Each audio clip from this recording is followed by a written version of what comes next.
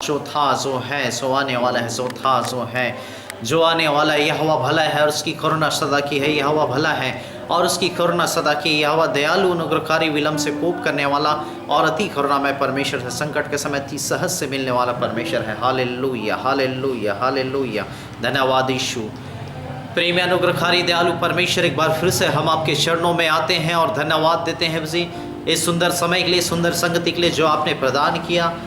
और हर बातों में परमेश्वर आपने हमें प्रत्येक की परमेश्वर अगुवाई किया, सहायता किया, मदद किया परमेश्वर, क्योंकि आप हमारे एक अच्छे चरवाहा हैं। और इसलिए आपने कहा कि एक अच्छा चरवाहा मैं हूँ और एक अच्छा चरवाहा अपनी भेड़ों के लिए अपने प्राणों को दे देता है। आपने कहा जगत की ज्योति मैं हूँ, जो कोई मेरे पीछे खोलेगा वह अंधकार में न चलेगा कि तो अपने जीवन में ज्योति पाएगा। और प्यारे प्रभु, आपने हमें इस प्रत्येक को परमेश्वर चुना, खून से खरीदा, दाम दे करके मोल लिया, अपने प्रेम अपने अनुग्रह से ढापा और अपने समीप आने के लिए अवसर दिया। उसलिए आप कहते से धन्यवाद देते हैं। और ये समय कि हम आपके पवित्र वचनों से पढ़ें, सुने, समझे, सीखें। सो पवित्र आत्मा प्रभु आपकी अगुवाई, आपकी सहायता, मदद को चाहते हैं। प्रभु मेरे मन विचार विवेक को नियंत्रण मिले, मेरे होठों को परमेश्वर वेदी के आग से शुद्ध कर, पवित्र कर, ताकि हर एक वचन जो इस वक्त बोया जाता है वो सब आपकी ओर से होने पाए। सारी रुकावट बाधाएं, सारे शैतानी ताकतें, दुष्टता के कुप्रभाव हम मसीह यीशु के नाम से बांध देते हैं। वो बंधन में पड़ जाए, दूर हो जाए, खत्म हो जाए, नष्टनाबूद हो जाए। और हर एक वचन जो इस वक्त बोया जाता है वो हर एक के हृदय में 100 गुना फल लाने पाए। ऐसी आशीष, ऐसी अनुग्रह, ऐसी दया कृपा के हाथ को चाहते। सारा आदर महिमा इस जलाल गौरव हम आपको देते। उद्धार करता प्रभु यीशु के नाम से प्रार्थना मांगते हैं, आमीन। आइए हम प्रार्थना के पश्चात हम परमेश्वर के वचनों में से कुछ बातों को देखेंगे। और देखिए, जब आप गलतियों की पुस्तक उसके 6 अध्याय उसके 10 पद को पढ़िए और यशायाह की पुस्तक उसके 58 अध्याय उसके 6 पद। हाँ, इसलिए जहाँ तक अवसर मिले। और देखिए, जब गलतियों की पुस्तक उसके 6 अध्याय उसके 8 पद में जब हम पढ़ते हैं, वचन में लिखा हुआ है, इसलिए जहाँ तक अवसर मिले हम सबके साथ भलाई करें। हम सबके साथ भलाई करें, विशेष करके विश्वासी भाइयों के साथ। Hallelujah hallelujah. यहाँ पे मेरे पे हम देखते हैं गलतियों की पुस्तक 6 के 10 पद में, इसलिए जहाँ तक अवसर मिले सबके साथ भलाई करो और विशेष करके विश्वासी भाइयों के साथ। हालेलुया। जहाँ तक अवसर मिले, जितना अवसर मिले सबके साथ भलाई करो, है ना। सारे लोगों के साथ बाइबल बताती भलाई करो, और लेकिन विशेष करके विश्वासी भाइयों के साथ, अर्थात विश्वासी बहनों के साथ जो प्रभु यीशु मसीह को मानते हैं, जो यीशु मसीह के पीछे चलते हैं। हालेलुया। तो बाइबल हमें भलाई करने के विषय में बताता है और भलाई की शिक्षाओं को हमें देता है कि हम जितना ज़्यादा हो सके हम भलाई करें। और आज हमें समझने की ज़रूरत है मेरे को कि आज जिस परमेश्वर की आज आप और मैं आराधना करते हैं, जिस परमेश्वर की आज आप और मैं उपासना करते हैं, मेरे को यदि हम उसके विषय में देखें तो कितने अद्भुत रीति से उसने सारी सृष्टि को बनाया है। हम घर से यदि निकलते हैं, कई सारे पेड़ पौधे, नदी नाले, तालाब, झरना, पहाड़ और कई सारे रंग बिरंगे पक्षी जो हैं, तितलियां और नाना प्रकार की इस खूबसूरत सृष्टियों को परमेश्वर ने मेरे को बनाया। और इसे बनाने के लिए परमेश्वर ने कहते गया और होते गया, कहते गया होते गया, ये सारी सृष्टि जो आप से आप बनते चली गई। लेकिन बाइबल बताती है मनुष्य को बनाने के लिए परमेश्वर ने ऐसा नहीं किया। बाइबल बताती है उत्पत्ति 2 के 7 में कि परमेश्वर ने मनुष्य को बनाने के लिए क्या किया कि आदम को परमेश्वर ने भूमि की मिट्टी से रचा, लिखा है, और उसके नथनों में जीवन का श्वास फूंक दिया और आदम जीवता प्राणी हो गया। हालेलुया। अर्थात सारी सृष्टि को परमेश्वर ने कहते गया, वो बनते गया, सृष्टि होते गया, लेकिन मनुष्य को बनाने के लिए परमेश्वर ने परिश्रम किया, मेहनत किया और भूमि की मिट्टी से रचा, लिखा है परमेश्वर ने, और उसके नथनों में जीवन का श्वास फूंक दिया, आदम जीवता प्राणी हो गया। तो मेरे को हमें जानना है परमेश्वर ने हम मनुष्य को बनाया और मनुष्य को बनाया, और मनुष्य को बनाने का सबसे पहला उद्देश्य जो परमेश्वर का था कि मनुष्य जो है अपने इस जीवन में उस परमेश्वर की महिमा कर सके। हालेलुया। और दूसरा उद्देश्य परमेश्वर का यह था कि इस संसार में रह करके वो ज़्यादा से ज़्यादा भलाई के कामों को करे। और आज वही परमेश्वर जिसने आज आपको और मुझको सृजा, जिसकी आज आप और मैं आराधना करते हैं, वो कहता है कि भलाई करो और विशेष करके विश्वासी भाइयों के साथ, विशेष करके परमेश्वर के मानने वाले लोगों के साथ। जब हम यीशु मसीह के जीवन को देखते हैं, प्रेरितों के काम की पुस्तक उसके 10 अध्याय और उसके 38 पद में जब आप पढ़ते हैं वहां पे देखिए बाइबल क्या बताती है। हाँ, परमेश्वर ने किस रीति से, और लिखा है परमेश्वर ने किस रीति से यीशु नासरी को पवित्र आत्मा यीशु और नासरी को सामर्थ से पवित्र अभिषेक आत्मा और सामर्थ से अभिषेक किया। किया। वह भलाई करता और सबको जो शैतान के सताए और हुए थे, सबको जो शैतान के सताए हुए थे अच्छा करता फिरा, क्योंकि परमेश्वर उसके साथ था। वहां पे हम पढ़ते हैं कि परमेश्वर ने किस रीति से यीशु नासरी को पवित्र आत्मा और सामर्थ से अभिषेक किया। और यीशु मसीह के विषय में लिखा है कि वह भलाई करता और सबको जो शैतान के सताए हुए थे अच्छा करता फिरा, क्योंकि परमेश्वर उसके साथ था ना। वह भलाई करता और सबको जो शैतान के सताए हुए थे उनको क्या अच्छा करता फिरा, क्योंकि परमेश्वर उसके साथ था। आज मेरे को हम यीशु मसीह के यदि जीवन को हम देखते हैं, जिसके पीछे हम चलते हैं, उसका जीवन जो है वह भलाई से भरा हुआ था, उपकारों से भरा हुआ था, लोगों की सहायता मदद से भरा हुआ था। हम जैसा कि उसके जीवन में देखते हैं कि जब तक वह संसार में था वह लोगों के साथ भलाई पे भलाई करता रहा। कितने अंधों को उसने आंखें दी, कितने लंगड़ों को चलाए, कितने बीमारों को चंगा किया, कितने गूंगों को बोलने की शक्ति दिया, कितने बेसहारों का वह सहारा बना, कितने लोगों को उसने भोजन खिलाया, कितने लोगों को वह वस्त्र पहनाया और कई मुर्दों को उसने जीवित किया, कई सारे भलाई के काम किए। और इसलिए लोग उसे क्यों यीशु मसीह कहते हैं। यीशु तो उसका नाम था, लेकिन उसके भलाई के कामों के कारण, उसके अच्छे कामों के कारण उसे मसीहा के रूप में, मसीह के रूप में जाना जाता है। तो जब हम अपने परमेश्वर को देखते हैं, हम जब अपने यीशु मसीह को देखते हैं किस प्रकार से वो भलाई करते हैं, और आज वही परमेश्वर आज हमसे कहता है कि भलाई करो, और विशेष करके विश्वासी भाइयों के साथ। हालेलुया। जब हम मरकुस सुसमाचार उसके 5 अध्याय उसके 1 पद में हम देखते हैं तो बाइबल बताती है एक दिन यीशु मसीह जब कफरनहूम में था, और जब लोगों को पता चला कि यीशु मसीह कफरनहूम में है, और तब बाइबल बताती है कि इतनी भीड़ इकट्ठी हुई कि दरवाजे के पास, द्वार के पास जगह नहीं थी। और तब बाइबल बताती, वचन में लिखा हुआ है, तभी कुछ मनुष्यों ने, 4 मनुष्यों ने एक लकवे के मारे को उसे खाट सहित उठा करके यीशु मसीह के पास लाए। और जब यीशु मसीह के पास लाए, क्या देखते हैं वहां यीशु मसीह तक पहुंचने के लिए क्या जगह भी नहीं, द्वार में इतने लोग बैठे हुए हैं।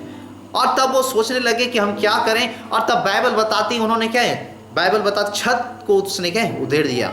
अर्थात हो सकता है खपरेल हो सकता है वो पंडाल हो, या हो सकता कोई त्रिपाल हो, या कोई ऐसा पॉलीथीन जिसको क्या है छा दिया गया। बाइबल बताती है उन्होंने छत को उधेड़ दिया, और लिखा हुआ है कि उस लकवे के मारे को खाट सहित उस रस्सी से बांध करके उसे यीशु मसीह के सामने लटका दिया गया। और तब बाइबल बताती, वचन में लिखा हुआ है, यीशु मसीह उन 4 मनुष्यों के विश्वास को देख करके उस लकवे के मारे से कहता है कि हे पुत्र तेरे पाप क्षमा हुए। और आगे जब आप पढ़ेंगे 9-10 पद में, तब यीशु मसीह कहता है उठ अपनी खाट उठा और चल फिर। और वह तुरंत उठा और अपनी खाट उठा करके चलने फिरने लगा। हालेलुया। मेरे वहां पे हम देख रहे हैं वो 4 मनुष्यों ने इस लकवे के मारे के साथ भलाई किया। वो यीशु मसीह के पास जा रहे थे, लेकिन उन्होंने सोचा हम ही यीशु मसीह के पास जा रहे हैं, क्यों ना हम इसे क्या यीशु मसीह के पास ले जाते हैं, और जिससे कि ये भी बेचारा जो पड़ा हुआ है वह चंगाई को पा जाए। वो ये 4 मनुष्य लोग जो है वो स्वार्थ के साथ यीशु मसीह के पास आ सकते थे। वो कह सकते थे पड़े रहने दो, हम क्यों इसको लेकर के जाएंगे, हम क्यों अपना एनर्जी ऊर्जा इसके पीछे खर्च करें, क्यों हम अपना मेहनत लगाएं, हम तो ठीक हो जाएंगे, हम तो भले चंगे हैं या भले चंगे हो जाएंगे, हमको इससे क्या मतलब। वो अपने स्वार्थ में जीवन व्यतीत कर सकते थे, वो अपने अकेले आ सकते थे। लेकिन उन 4 मनुष्यों ने उस लकवे के मारे के साथ भलाई किया, उस पर दया किया, उस पर तरस खाया, उसे प्रभु यीशु मसीह के पास ले आए। और इसलिए उन्होंने सोचा क्यों भाई तुम अकेले पड़े रहो, क्यों आप बिस्तर में या खाट में तुम पड़े रहो, उससे अच्छा चलो हम तुमको यीशु मसीह के पास ले जाते हैं। और 4 मनुष्यों ने उसे खाट सहित उठा करके उसे यीशु मसीह के पास ले आए। उन्होंने उनके साथ भलाई किया। वहाँ पर यह नहीं लिखा है कि उनके रिश्तेदार हैं या उसके परिवार के लोग हैं, है ना। जरूर वो परमेश्वर के अर्थात यीशु मसीह के पीछे चलने वाले लोग, यीशु मसीह के अनुयायी हो, या हो सकता है वो भले इंसान हो। उनके हृदय में भलाई का भावना था, जिसके कारण वह उस लकवे के मारे को उठा करके ले आए। और उसी 4 मनुष्य के विश्वास को देख कर यीशु मसीह कहता है कि हे पुत्र तेरे पाप क्षमा हुए। उठ, अपनी खाट उठा और चल फिर। हालेलुया। आज मेरे पे हमें भी समझना है, आज कई ऐसे लोग इस संसार में हो सकता है, हमारे रिश्तेदार, हमारे पड़ोसी, अन्य कई ऐसे सारे लोग, आज हमें भी चाहिए कि हम यदि उनको ऐसी परिस्थितियों में देखें तो उनके साथ भलाई करें, हम उनसे जा कर के मिलें। हम हो सके तो यदि हमारे पास टाइम है तो हम उसे डॉक्टर के पास ले जाए, भले आप पैसा दे या ना दें, ना, भले उससे जा करके आप मिलें, या उसे सांत्वना दे, या उसे ढाढ़स दे, या हो सके तो आप उसे यीशु मसीह के पास ले आए, यीशु मसीह के भवन में लाए, यीशु मसीह के चरणों में ले आए। और हो सकता है कि वह परमेश्वर के पास आ जाए और परमेश्वर उस व्यक्ति के जीवन में अपनी दया, अपनी कृपा को उंडेले और वह मनुष्य क्या है, चंगाई को पा जाए। आज हमें भी चाहिए कि हम लोगों के साथ भलाई करें। हम यीशु मसीह के विषय में देखते हैं, मरकुस उसके 5 अध्याय में, वहां पे यीशु मसीह ने भलाई किया। जब यीशु मसीह गिरासेनियों के देश में पहुंचे और लिखा हुआ है कि तभी यीशु मसीह से एक ऐसे मनुष्य के साथ मुलाकात हुई जिसके अंदर कई हजार अशुद्ध आत्मा थी, जिसके विषय में लिखा है वह कब्रों में रहा करता था।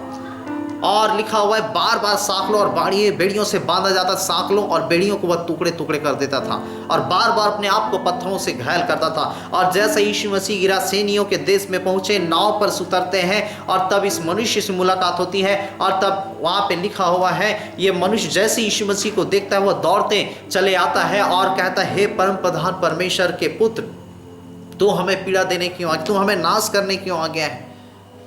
क्योंकि यीशु मसीह ने उससे कहा था कि हे अशुद्ध आत्मा उसमें से निकल जा, और यीशु मसीह ने डांटा, अशुद्ध आत्मा उसमें से निकल गई। और 15 पद में जब आप पढ़ेंगे तो वचन में लिखा हुआ है कि उस मनुष्य को यीशु मसीह उसके चेलों ने कपड़े पहनाए। हालेलुया। क्योंकि जब आप बाइबल में देखेंगे, लोग उस मनुष्य को देखने आए, है ना, इसलिए देखने आए कि जो मनुष्य को बार बार सांकलों और बेड़ियों से बांधा जाता था, सांकलों और बेड़ियों को टुकड़े टुकड़े कर देता था, जो मनुष्यों के वश में नहीं होता था, जो लोगों को मारता पीटता, अपने आप को पत्थरों से घायल करता, पहाड़ों में चिल्लाता, गुफाओं में जाकर चिल्लाता, वो मनुष्य कैसा वह शांत हो गया, चुपचाप हो गया और कैसा वह एक अच्छा इंसान बन गया। इसलिए लोग जब उसे देखने आए, बाइबल बताती 15 पद में कि उसे कपड़े पहने हुए देख करके हैरान हो गए। और मेरे को ये कपड़े किसने पहनाया? इस कपड़े को प्रभु यीशु मसीह ने उन्हें पहनाया। हालेलुया। तो हमें समझने की जरूरत है, हमें जानने की जरूरत है, हमें भी भलाई करने की जरूरत है, हमें भी लोगों के साथ अच्छा बर्ताव करने की जरूरत है। और बाइबल बताती उत्पत्ति की पुस्तक में वचन में लिखा हुआ है कि मेरे को वचन में जब हम देखते हैं तो यूसुफ के विषय में लिखा हुआ है कि यूसुफ जब छोटा था और परमेश्वर बचपन ही से उससे बातचीत करता था। एक दिन यूसुफ से परमेश्वर बातचीत किया और परमेश्वर यूसुफ को दर्शन देता है, स्वप्न के द्वारा बातचीत करता है, स्वप्न में उसे दर्शन देता है। और तब वह देखता है कि उसके खेत के धान के बालों के सामने उसके भाइयों के खेत की बालें जो है वह झुकी हुई है। सुबह उठता है, अपने भाइयों को, अपने पिताजी को बताता है। उसके पिताजी, उसके भाई लोग उसे डांट देते हैं, तो चुप कर, तो कुछ भी स्वप्न दिखते रहता है। एक दिन फिर से यूसुफ जो है वह सोया और फिर सुबह उठ करके एक नए स्वप्न को बताता है कि सूर्य चंद्रमा तारे सब उसके पांव तले झुके हुए। और तब बाइबल बताती वचन में लिखा हुआ है, ये यूसुफ जो है जब बताया तो उसके पिताजी भाई ने पहले की तरह उसे डांट दिया और कहने लगे, तू चुप कर, तू छोटा होकर हमको झुकाना चाहता है। और यूसुफ चुपचाप हो गया। और कुछ दिनों के बाद बाइबल बताती है कि एक दिन यूसुफ के भाई लोग जंगल में भेड़ बकरी चराने गए थे और काफ़ी समय हो गया था और तब वह नहीं आए हुए थे। और तब बाइबल बताती वचन में लिखा, यूसुफ जो है अपने पिता की बात को मान करके, कि इसके पिताजी ने कहा कि बेटा जा करके देख कर क्या कि तेरे भाई लोग जंगल में भेड़ बकरी चराने गए, वो सुरक्षित हैं कि नहीं है। और जब वो अपने भाइयों को देखने के लिए वह जा रहा था तो उसके पिताजी के द्वारा दिए हुए उस नए अंगरखे को, नए कपड़े को वह पहन करके वह अपने भाइयों को खोजने के लिए जब जंगल की ओर चला गया, तब उसका बड़ा भाई वो कहता है कि वह देखो स्वप्न का देखने हारा आता है, हमारा पिता इससे बहुत प्यार करता है, क्यों ना हम इसे मार देते, इसके कपड़े को खून से सान देंगे। और फिर अपने पिता से कहेंगे कि पिताजी जंगल में एक हिंसक जानवर आया था, तेरे बेटे को उसने फाड़ दिया। और जब इस प्रकार से प्लानिंग जब बनाया जा रहा था, तभी दूसरे नंबर का भाई कहता है ये हमारे ही खून है, इससे चाहिए है कि हम इसे सूखे कुएं में डाल दें, तड़प तड़प करके मर जाएगा। और तब वचन में लिखा हुआ है कि उसे सूखे कुएं में डाल दिया गया। कुछ समय के पश्चात इस्माइलियों का झुंड आया और तब एक भाई कहता है ये तड़प के मर जाएगा, उससे अच्छा हम इसे बेच देते हैं और जिससे हमको कुछ पैसा मिल जाए। और उन्हें कुछ चांदी के सिक्कों में इस्माइलियों के हाथ में बेच दिया। इस्माइली लोग उसे खरीद लिए, मिस्र देश ले गए। मिस्र देश पोतीफर के यहाँ कुछ समय रखने के बाद पोतीफर के घर में उस इस्माइलियों ने उसे बेच दिया। पोतीफर के घर जब वहाँ रहा और तब बाइबल बताती है कि परमेश्वर जो है यूसुफ के संग साथ था। उसके परिवार सारे भाई सब दूर हो गए लेकिन परमेश्वर ने उसे नहीं छोड़ा। और लिखा हुआ है जब से यूसुफ वहाँ गया वह रूपवान होते गया, भाग्यवान होते गया और जितने कामों में हाथ लगाता था उसके सारे काम सफल होते थे। और इसलिए उस घर के मालिक ने उसे भंडारी बना दिया।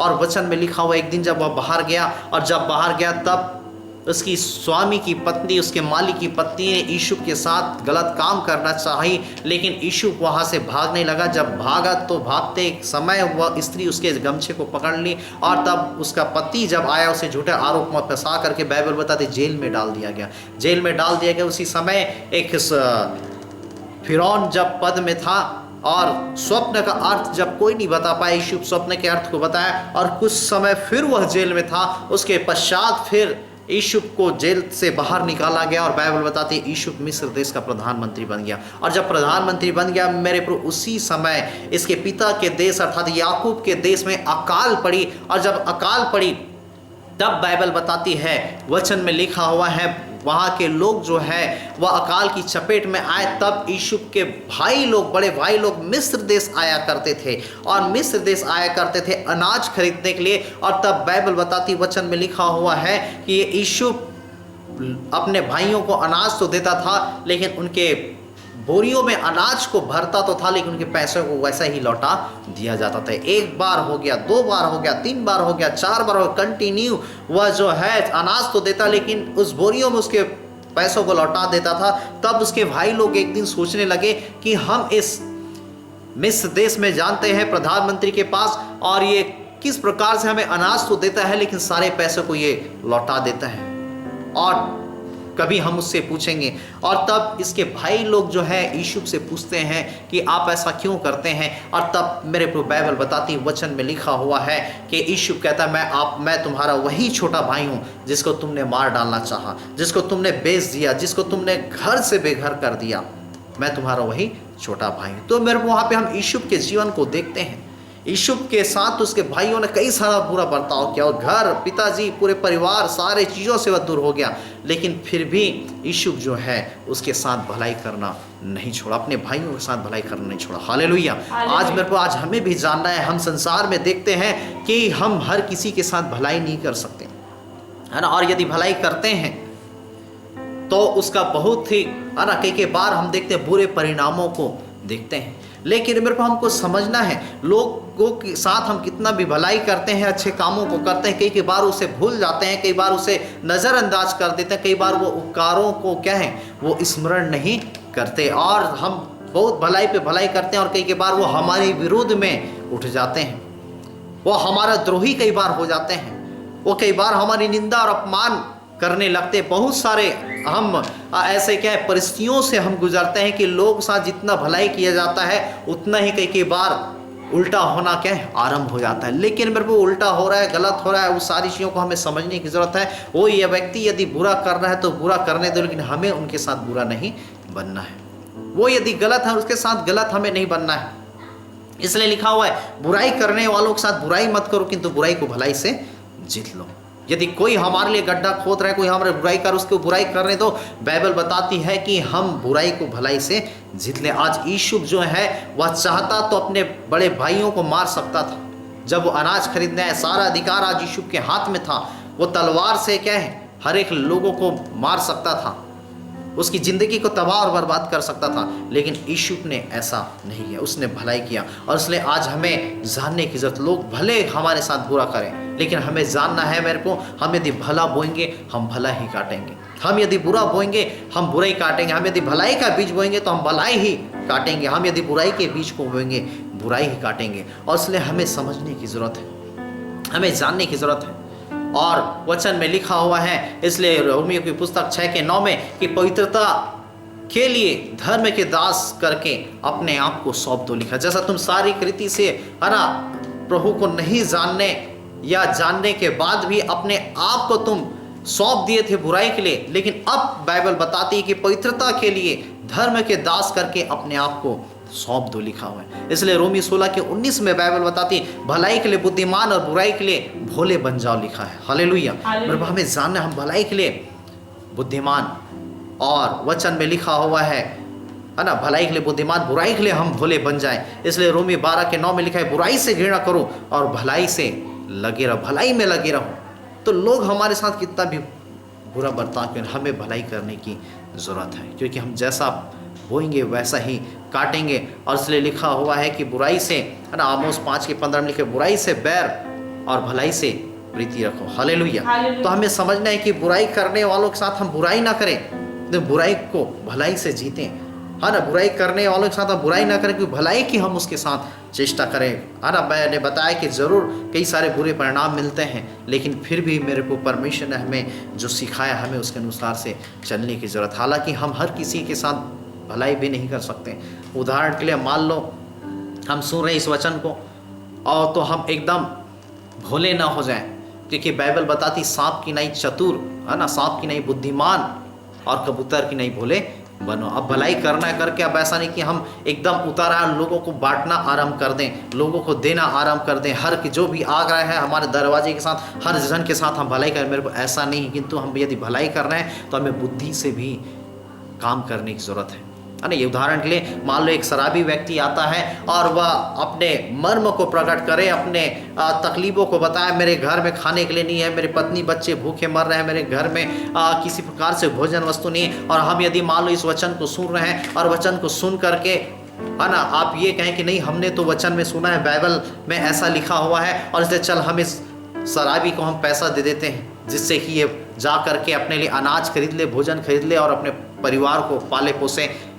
तो मेरे को क्या हम यदि ऐसे व्यक्तियों को यदि हम पैसा देते हैं या भलाई करते हैं, क्या उस पैसे का या उस भलाई का सदुपयोग करेंगे? वो हरगिज़ उस चीज़ों का सदुपयोग नहीं करेंगे, वो जा करके उसे शराब में उड़ा देंगे, पी खा करके उस पैसे को बर्बाद कर देंगे। इसलिए हमको बुद्धि से काम करने की जरूरत। आपको संसार में कई ऐसे लोग मिलेंगे, कई ऐसे आपको धोखा देने वाले लोग मिलेंगे, कई ऐसे लोग जो ठग करने वाले मिलेंगे, कई ऐसे लोग जो आपको भ्रमित और भ्रम में डालने वाले लोग मिलेंगे। और हमें चतुराई के साथ हमें इस संसार में जीवन व्यतीत करने की ज़रूरत है ना। बहुत सारे लोग मिलेंगे, है ना, कई लोग आपको मिलेंगे और इसलिए हमें सचेत होने की ज़रूरत है। हालेलुया। तो हम भलाई करें किंतु बुद्धिमानी के साथ हम भलाई करें। और इसलिए लिखा हुआ है, मेरे को वचन में लिखा हुआ है याकूब की पुस्तक उसके 2 अध्याय उसके 14 पद को जब हम पढ़ते हैं, याकूब की पुस्तक उसके 2 अध्याय उसके 14 पद में, तो मेरे को वहाँ पे बाइबल बताती है, वचन में लिखा हुआ है कि हे मेरे भाई, यदि कोई कहे कि मुझे विश्वास है पर वह कर्म नहीं करता, तो वचन में लिखा हुआ है उससे क्या लाभ? क्या ऐसा विश्वास उसका उद्धार कर सकता है? और यदि कोई भाई और बहन नंगे उदाड़े गए हों और उसे प्रतिदिन भोजन की घटी हो, और तुम में से कोई कहे कि उनसे कि कुशल से रहो, जाओ, गरम रहो, तृप्त रहो, किंतु जो वस्तुएं देह के लिए आवश्यक है यदि तुम उसे न दे, तो वचन में लिखा हो उससे वह क्या लाभ होगा? और लिखा वैसे ही विश्वास भी कर्म सहित न हो तो स्वभाव में मरा हुआ है। और आज हमें वहाँ पे जानने की ज़रूरत, बाइबल बताती है ना, यदि कोई कहता है कि मैं विश्वास करता हूँ और वह कहता है कि मैं विश्वास करता कर्म नहीं करता, तो वचन में लिखा हो ऐसा विश्वास से कोई लाभ नहीं और ऐसा विश्वास उसका क्या उद्धार नहीं कर सकता। वचन में लिखा है कोई आए, उसको भोजन की कमी घटी हो, वस्त्रों की कमी घटी हो, वो भूखे मर रहा हो और हम उसको कहें जाओ, गरम रहो, तृप्त रहो, किंतु जो चीज़ें देह के लिए आवश्यक यदि हम उसे न दें, तो बाइबल बताती ऐसा विश्वास जो है वह हमारा उद्धार नहीं कर सकता। और इसलिए वचन में लिखा, देखिए 24 पद को पढ़िए, हाँ 24 और 26 पद, हाँ। इस प्रकार तुमने देख लिया कि मनुष्य केवल विश्वास से ही नहीं वरन कर्मों से भी धर्मी ठहरता है। वहां पे लिखा मनुष्य केवल विश्वास ही से नहीं, केवल है ना विश्वास से नहीं परंतु कर्मों से भी क्या है? धर्मी ठहरता है। हाँ, वैसे ही राहाब वेश्या भी, हाँ बस 26 पद, हाँ। अतः जैसे देह आत्मा बिना मरे देह आत्मा बगैर मरी हुई है, वैसा ही विश्वास भी कर्म बगैर मरा हो। यहाँ पे लिखा हुआ है कि वह तुमने देख लिया कि मनुष्य केवल विश्वास से नहीं किंतु कर्मों से क्या धर्मी ठहरता। वचन में कि विश्वास से नहीं किंतु कर्मों से धर्मी ठहरता। और जैसा देह जो है आत्मा के बगैर मरी हुई, वैसा हमारा विश्वास हमारे कर्मों के बगैर मरा। हम विश्वास करते हैं परमेश्वर में, अच्छी बात है, लेकिन मेरे को हम कर्म नहीं करते तो हमारा विश्वास मरा हुआ है। और इसलिए हमें जानने की ज़रूरत, हम भलाई करें, और विशेष करके विश्वासी भाइयों के साथ। हम मदर टेरेसा के जीवन को हम देखते हैं। अरे मदर टेरेसा आज क्यों उसको लोग जो हैं विश्व के माता के रूप में मानती हैं? क्योंकि हम मदर टेरेसा के जीवन को हम देखते हैं कि वह बस स्टैंड, रेलवे स्टेशन और कई ऐसे जगहों में जाती थी जहाँ पे लोग बीमार पड़े रहते थे, दिन दुखी लाचार लोग पड़े रहते थे। ऐसे लोग जिनके शरीर से बदबू आती थी, ऐसे लोग जो है जिसके शरीर से ब्लड बह रहा है, ऐसे लोग जिसके शरीर से मक्खी भिनभिना रही है, घाव बदबू कर रहा है, ऐसे लोग जिनके पास लोग जा कर के खड़ा होना भी पसंद नहीं करते, ऐसे लोगों के पास मदर टेरेसा जाती और उनको उठा करके अपने कार के बाएं सीट में बैठाती।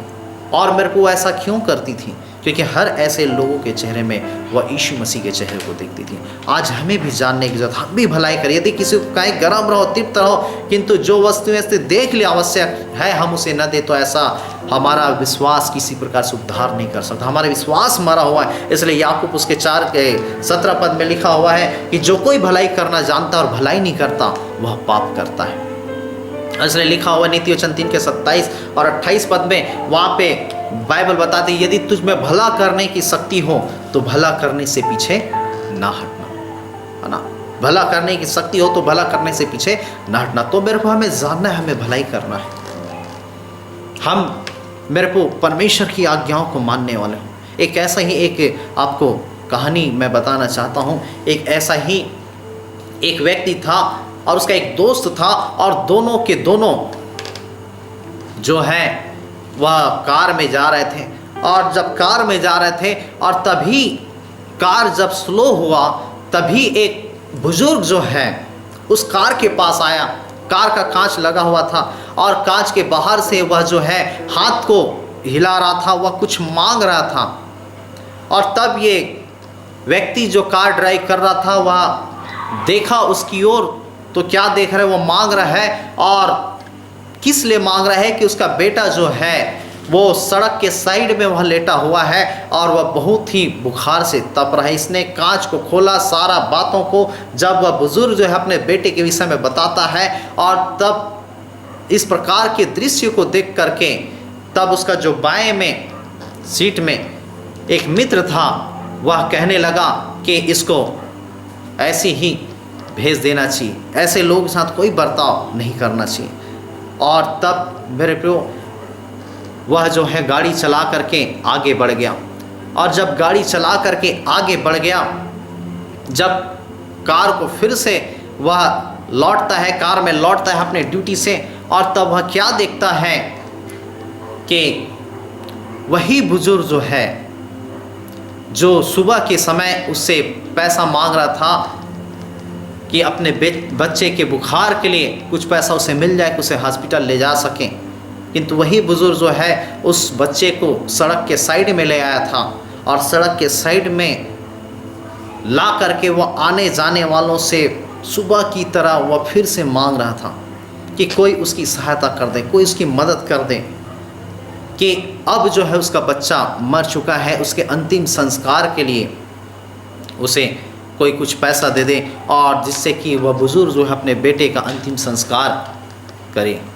और तब जैसा ही यह व्यक्ति इस दृश्य को देखा, वह बहुत ही हैरान हो गया, दंग खा गया, और उतर करके फिर जो है कुछ पैसा ले जा करके उसके हाथ में दे देता है, जहाँ पे उसके बेटे की मौत हो चुकी थी सड़क के किनारे में।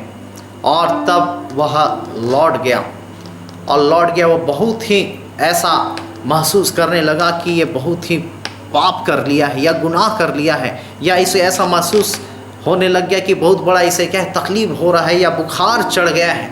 ये बहुत बेचैन हो गया कि मैंने क्यों पहले इसे नहीं दिया।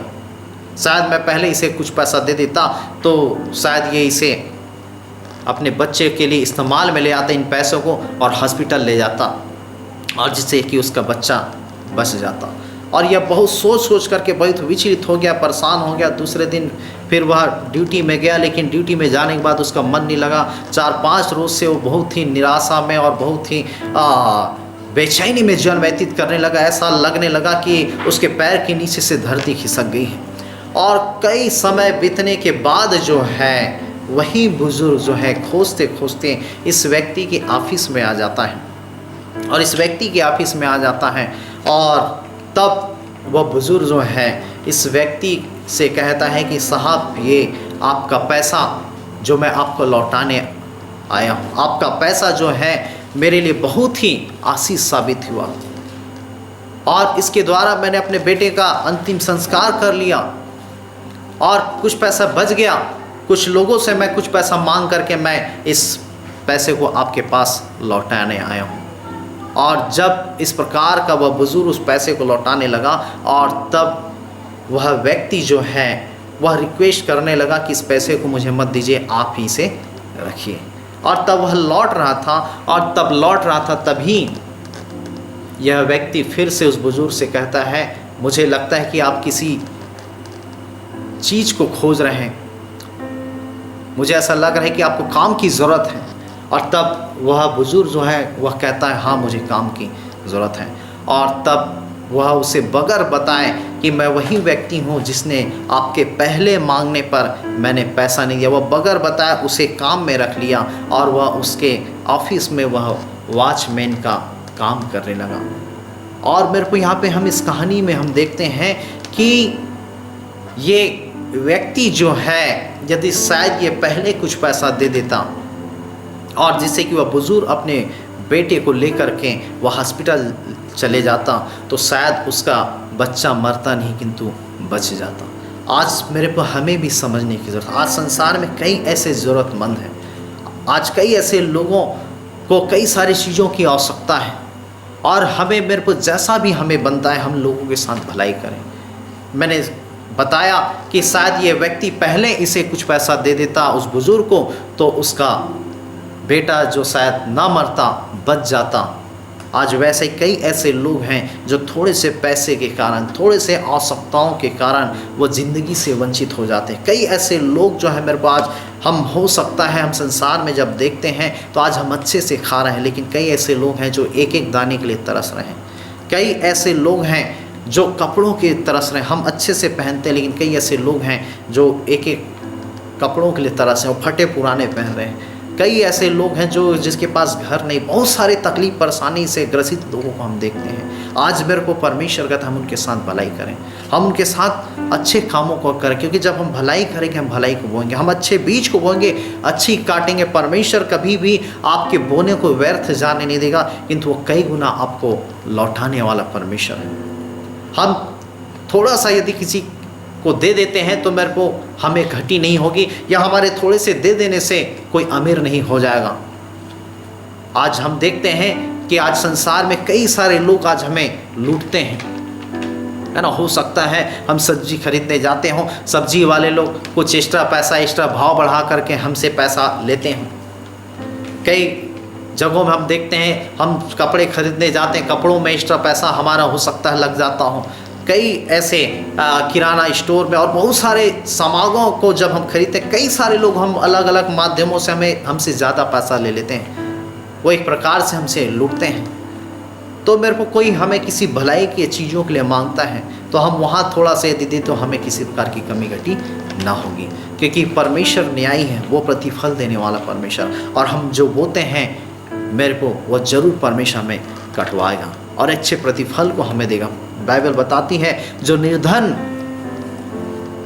को उधार देता है, जो निर्धन के ऊपर तरस खाता है, जो निर्धन की सुधि लेता है वो यहोवा को उधार देता लिखा हुआ है। हम परमेश्वर को उधार देते हैं जब हम गरीबों की सुधि लेते हैं, जब कंगालों की सुधि लेते हैं, जब हम विधवाओं की सुधि लेते हैं और जब हम परमेश्वर को उधार देते हैं, तो परमेश्वर कभी कर्जदार नहीं रहता, वह कई गुना हमें लौटा देता है। वो कभी किसी का पैसा परमेश्वर रखेगा नहीं, किंतु जब 1 गुना देते हैं, परमेश्वर हमें 100 गुना लौटाने वाला परमेश्वर। और इसलिए हमें भलाई करने की ज़रूरत है। हम देखते हैं बाइबल में, उत्पत्ति की पुस्तक में वचन में लिखा हुआ है कि हाबिल और कैन के विषय में, कि हाबिल और कैन दोनों परमेश्वर के पास गए और भेंट लाए परमेश्वर के सम्मुख। हाबिल कई एक भेड़ बकरियों का पहलौठा लाया और लिखा हुआ है कैन भूमि की कुछ उपज को लेकर के आया। तब परमेश्वर जो है हाबिल के भेंट को तो ग्रहण किया, लेकिन कैन के भेंट को ग्रहण नहीं किया। जब कैन के भेंट को ग्रहण नहीं किया, तब कैन के मन में उदासी छा गई। तब परमेश्वर कैन के पास आता है, क्या बात है, तू उदास क्यों है?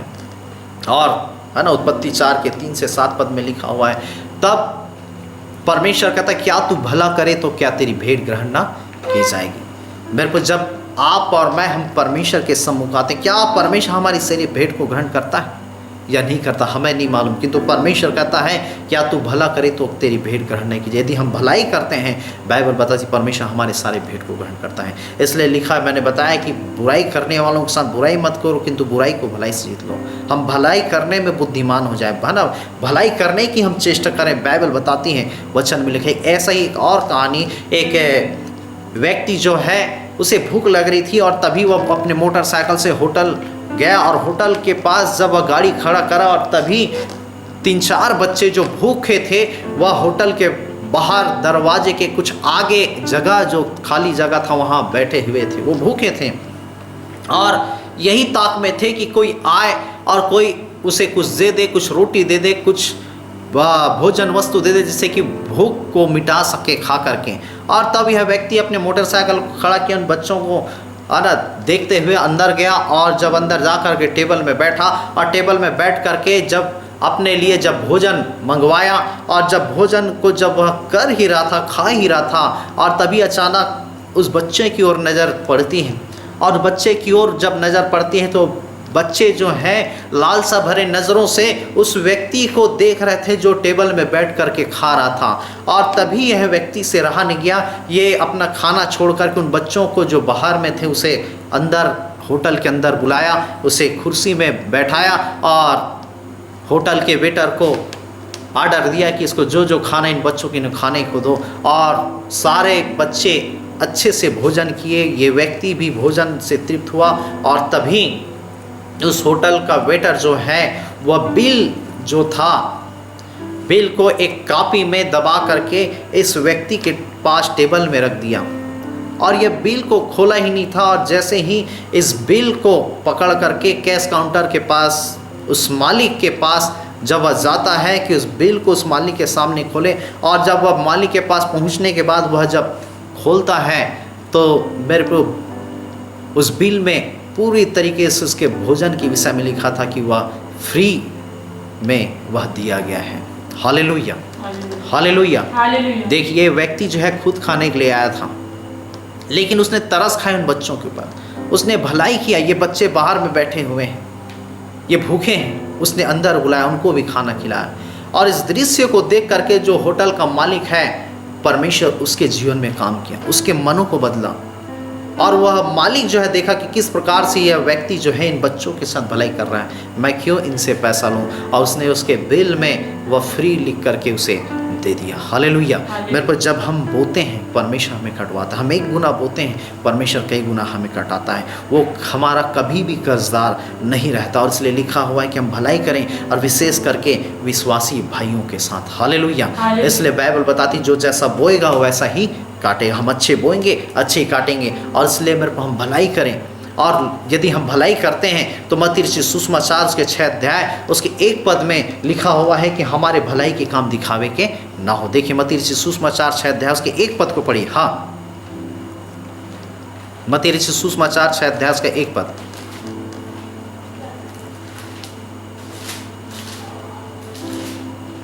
सावधान रहो, सावधान रहो, तुम मनुष्यों को दिखाने के लिए अपने धर्म के काम ना करो, अपने धर्म के काम ना करो, नहीं तो अपने स्वर्गीय पिता से कुछ भी प्रतिफल ना पाओगे। मेरे को वहाँ पे लिखा सावधान रहो तुम मनुष्यों को दिखाने के लिए धर्म के काम ना करो। मेरे को यदि हम भलाई करते हैं तो लोगों को दिखाने के लिए हम धर्म के काम ना करें। लिखा हुआ नहीं तो स्वर्गीय पिता से कोई प्रतिफल ना पाओगे। बहुतेरे बार हम देखते हैं कि लोग जो है जब लोगों के साथ भलाई करते हैं वो पोस्टर छपाते हैं, बैनर छपाते हैं, पम्पलेट बांटते हैं, यूट्यूब फेसबुक हमने है ना ये किया वो किया है ना। संसारिक लोगों की मैं बात कर रहा हूँ, कई सारे क्या है आडंबर करते हैं है ना, और लोगों के बीच में यह साबित करना चाहते हैं कि हम इतने लोगों को भोजन खिलाए, इतने लोगों को खाना खिलाए, इतने लोगों को कंबल बांटे, इतने लोगों के साथ ऐसा किया। लेकिन मेरे को आज परमेश्वर मसीही लोगों को सचेत करता है कि हम ऐसा ना करें।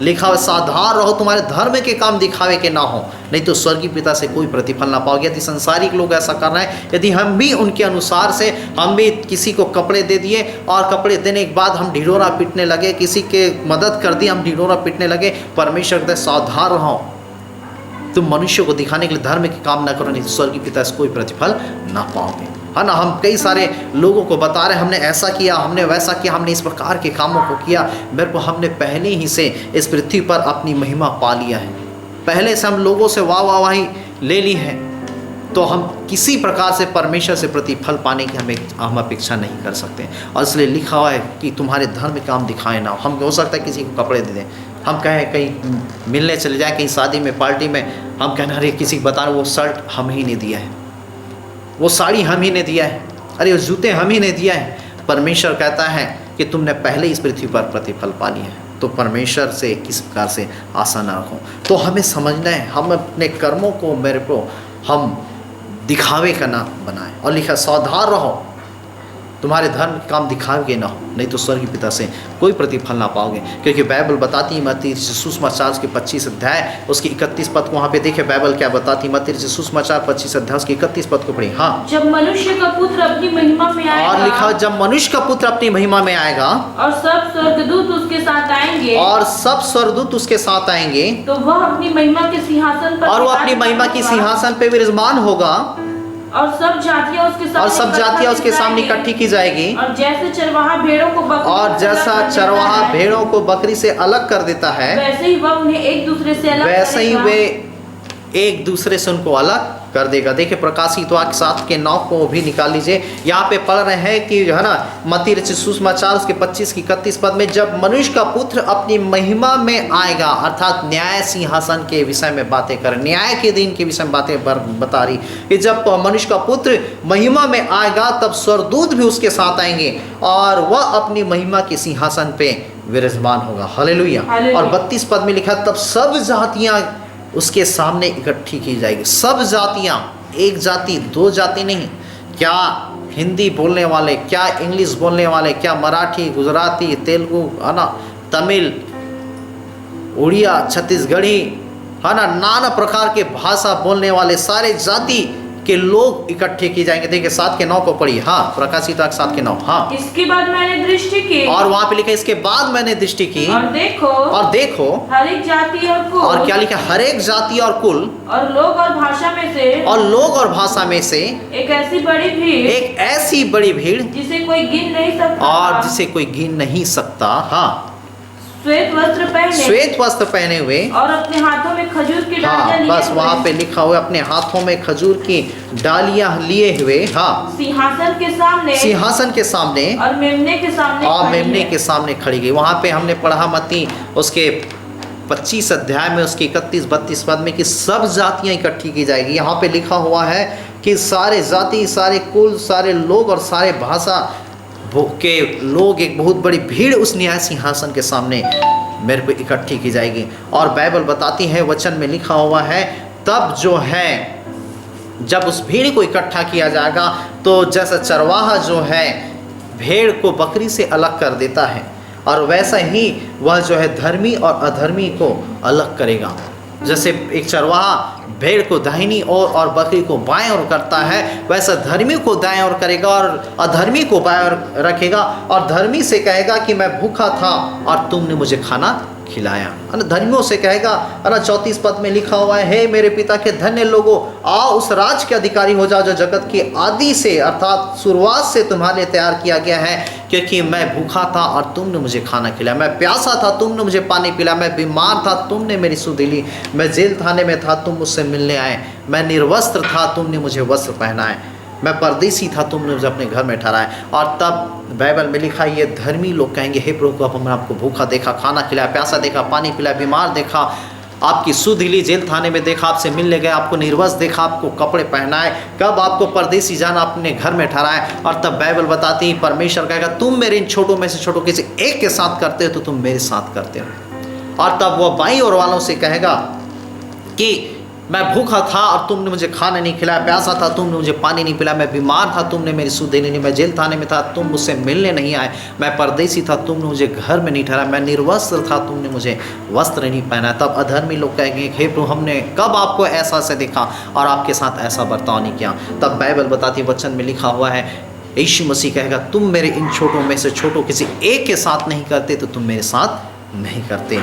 और तब बाइबल बताती है वचन में लिखा हुआ है कि 45 पद में लिखा हुआ है कि वचन में लिखा तुम मेरे इन छोटों में छोटों किसी एक साथ नहीं करते तो तुम मेरे साथ नहीं करते। 46 पद में लिखा है ये अनंत दंड भोगेंगे और धर्मी अनंत जीवन में प्रवेश कर जाएंगे। हालेलुया। मेरे को लिखा हुआ ये अनंत दंड होंगे अधर्मी लोग, किंतु धर्मी लोग अनंत जीवन में प्रवेश कर जाएंगे। तो यहाँ पे बाइबल में हम देखते हैं यीशु मसीह कहता है मैं भूखा था तुमने मुझे खाना नहीं खिलाया, प्यासा था तुमने मुझे पानी नहीं पिलाया, बीमार था तुम मुझसे मिलने नहीं गए, तुमने मेरी सुधि नहीं, मैं जेल थाने में था तुम मुझसे मिलने, मैं निर्वस्त्र था तुमने मुझे वस्त्र नहीं पाया, मैं परदेसी था तुमने मुझे अपने घर में नहीं ठहराया। तब यह धर्मी कहते कब हमने आपको देखा और ऐसा नहीं किया। तब परमेश्वर कहता है तुम मेरे इन छोटों में से छोटों किसी एक के साथ नहीं करते तो तुम मेरे साथ भी क्या नहीं करते। मेरे को आज हमें जानने की ज़रूरत है, कोई यदि संसार में भूखा है, यदि हम उसे खाना खिलाते हैं, हम उसे खाना नहीं खिलाते, हम यीशु मसीह को खाना खिलाते हैं। हो सकता है हमारे पास कई सारा चावल रोटी बच जाए, हो सकता है हम उसे फेंक दें, वेस्ट हो जाए, मेरे को हो सकता है यदि उसी किसी को हम दे दें तो किसी की भूख उससे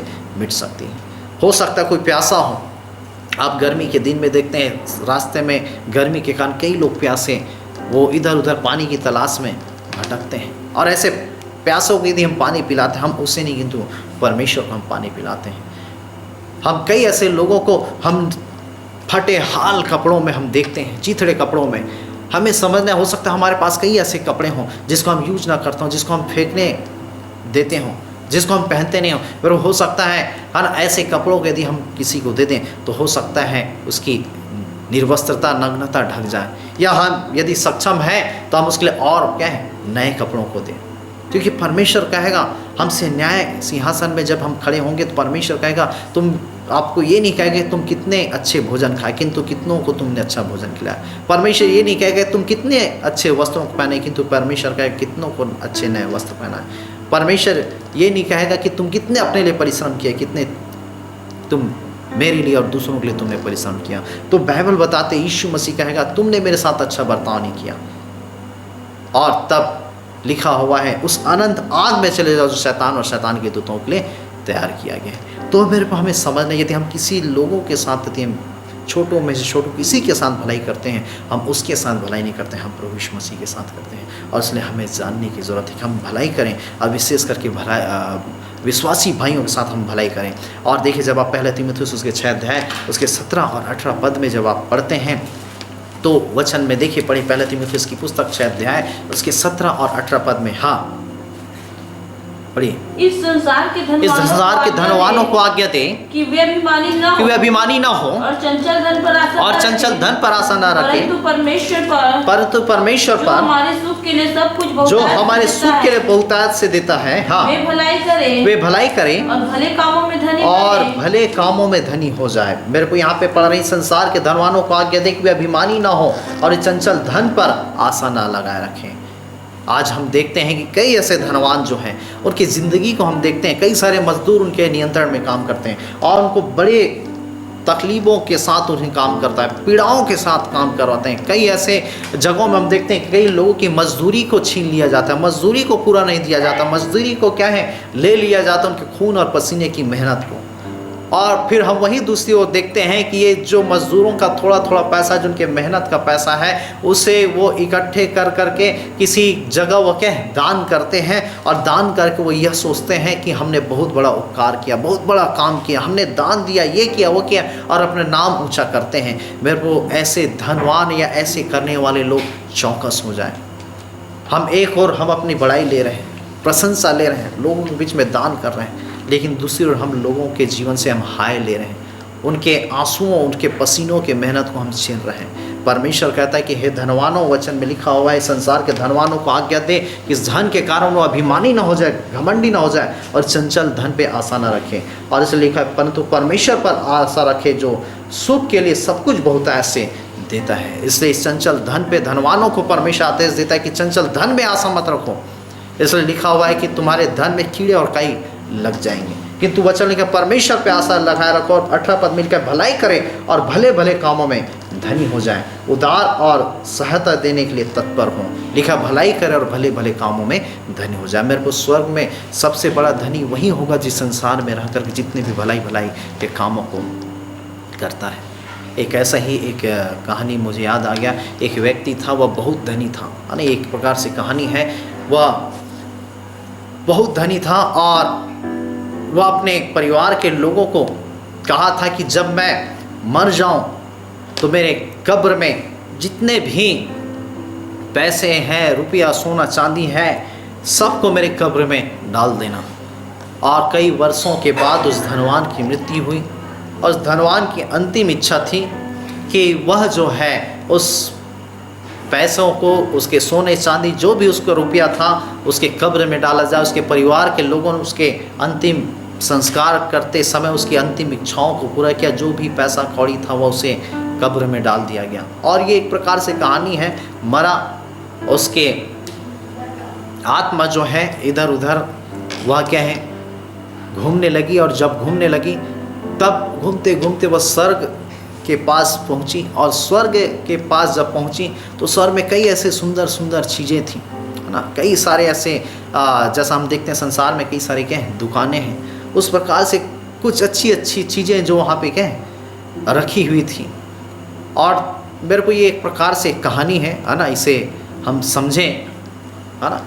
और तब वह जो है वह सोचने लगा कि इस धन से मैं कुछ खरीद लूँ और मैं इसे पा जाऊँ। लेकिन वहाँ स्वर्ग के व्यक्ति ने कहा कि तुम्हारे ये धन यहाँ काम का आने वाला नहीं है, इससे तुम कुछ भी खरीद नहीं सकते। तो मेरे को ये एक प्रकार से कहानी, मेरे इस कहानी को बताने का अभिप्राय ये है कि हम समझें कि यहाँ का धन जो है वो वहाँ काम आने वाला नहीं है।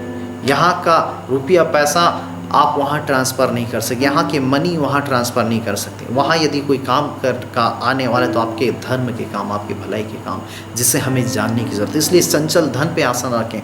हम सोचते हैं कि यदि एक धनी है, यदि उसके पास यदि 1 लाख हो जाए तो वो सोचता रहता है कि कब मेरे पास 2 लाख हो जाए, 2 लाख यदि हो जाए तो कब सोचता है कब मेरे पास 3 लाख हो जाए, 3 लाख हो जाए तो वो सोचेगा कब 10 लाख हो जाए। लिखा है इसलिए धनी का जहाँ धन रहता है वहाँ उसका मन भी लगा रहता है। लेकिन परमेश्वर कहता है कि चंचल धन पे आशा मत लगा रखो, किंतु परमेश्वर पे आशा लगा कर रखो। तो हमें समझने की जरूरत, मरने के बाद एक सुई का नोक भी हम स्वर्गीय स्थान लेकर के नहीं जा सकते। इसलिए संसार में जब तक हमें परमेश्वर ने जीवित रखा है, हम भलाई करें, भले भले कामों में धनी हो जाएं। एक सिकंदर महाराजा के विषय में आप जानते हैं। सिकंदर महाराजा वो कई सारे राष्ट्रों को जीता, बहुत सामर्थ्य, बहुत धन दौलत शोहरत, उसने मान सम्मान पाया। लेकिन वह अपने सिपाहियों को, अपने परिवारों को कहता है कि जब मैं मर जाऊं तो मेरे दोनों हाथों को कब्र से बाहर रखना, क्योंकि मुझे मालूम है कि संसार में मैंने कई सारे धन दौलत, सोने चांदी, कई सारे चीज़ों को मैंने जीत हासिल किया, प्राप्त किया, कमाया है। लेकिन मुझे मालूम है मरने के बाद मैं एक सुई का नोक भी मैं इसे लेकर के नहीं जा सकता। इसलिए मेरे दोनों हाथों को कब्र से बाहर रखना, जिससे कि लोग जाने कि सिकंदर मान इतना धनी व्यक्ति ये खाली हाथ आया और खाली हाथ ही लौट गया। हालेलुया। मेरे को हमें समझना है कि ये पृथ्वी का धन स्वर्ग में काम आने वाला नहीं है। इसलिए हमें जानना है हम जितना हम भलाई के काम करेंगे इस पृथ्वी में, स्वर्ग में उतना ही अधिक धनी वही व्यक्ति होगा जो पृथ्वी में भलाई के काम करते। इसलिए हम भलाई करें और भले भले कामों में धनी हो जाएं। बुराई करने वालों के साथ बुराई ना करें, किंतु बुराई को भलाई से जीतने। हम एक भलाई हम बोते हैं, परमेश्वर कई भलाइयों को हमें कटवाएगा। जैसे एक बीज बोया जाता है, कई सारा उसमें फसल में हम देखते हैं कि कई सारा बीज उसमें देखने को मिलता है, जो कई सारे और बीजों को, कई सारे वो पौधे को वह अंकुरित कर सकता है। आज वैसी हमारे एक भलाई जो है परमेश्वर के नज़र में कई भलाई को वह पैदा करता है। इसलिए हम भलाई करें और परमेश्वर की महिमा करें। आइए हम अपनी आंखों को बंद करेंगे, सिरों को झुकाएंगे। हालेलुया, धन्यवाद यीशु, thank you Jesus, glory to God. प्रभु जी धन्यवाद देते हैं सुंदर वचनों के लिए जो आपने हमसे बोला और बातचीत किया, हमारा मार्गदर्शन किया, हमारी अगुवाई किया परमेश्वर कि किस प्रकार से हम भलाई करें, विशेष करके विश्वासी भाइयों के साथ। हाँ परमेश्वर, आशाओं करता हम किसी के साथ भलाई करते हैं, व्यर्थ नहीं ठहराते, आप कई गुना आशीष देते हैं। आप परमेश्वर आशाओं करता कहा कि निर्धनों की जो सुधि लेता है, कंगालों की सुधि लेता है, वो यहोवा को उधार देता है। इसलिए लिखा हुआ है परमेश्वर भलाई कर और भले भले कामों में धनी हो जाए। हाँ परमेश्वर, जितने वचनों को सुना पवित्र आत्मा को हमें इस प्रत्येक के जीवन में कार्य करके हमें इस प्रत्येक भलाई करें, भले भले कामों में धनी हो जाए और निरंतर हम लोगों के साथ परमेश्वर भलाई के कामों को हम प्रकट करने वाले उसकी दया कर तरस खाब जी। जिन वचनों को सुना हम परमेश्वर इन वचनों के साथ से चल सके और हम भी आपसे प्रतिफल पा सके और आप भी हमसे कह सके कि हे मेरे पिता के धन्य लोग, उस अनंत राज्य के अधिकारी हो जाओ जिसे मेरे परमेश्वर ने, मेरे पिता ने जगत आदि से, उत्पत्ति से तुम्हारे लिए तैयार किया गया है। हाँ परमेश्वर, हम भी धर्म के काम करें और हम भी उस अनंत जीवन में प्रवेश करने वाले हैं। इसलिए ऐसी आशीष ऐसी लोगों को मुझे हर एक वे लोग जो इन वचनों को सुना है, मुझे हर एक के मन को, आंखों को, उन्हें ज्योतिर्मय कर, उन्हें प्रकाशनों के आत्मा से भर, कि हर लोग जो इन वचनों के द्वारा आशीषित हो और आपकी महिमा को कांटे। सारा आदर नियम इस जलाल को हम आपको देते हैं, यीशु के नाम से प्रार्थना करते हैं, आमीन।